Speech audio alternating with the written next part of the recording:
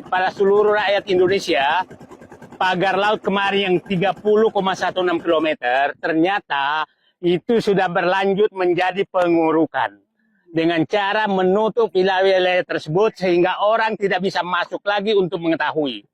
Kami bersama teman-teman semua ini menyusup dari laut baru bisa melihat bahwa ternyata mereka melakukan pengurukan terhadap pagar laut yang sebelumnya ada upacara besar-besaran oleh Angkatan Laut, KKP, dan lain. Ternyata kita ditipu semua oleh mereka.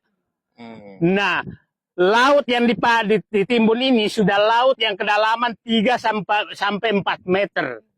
3 sampai 4 meter laut yang ditimbun. Lihat bekonya di sana.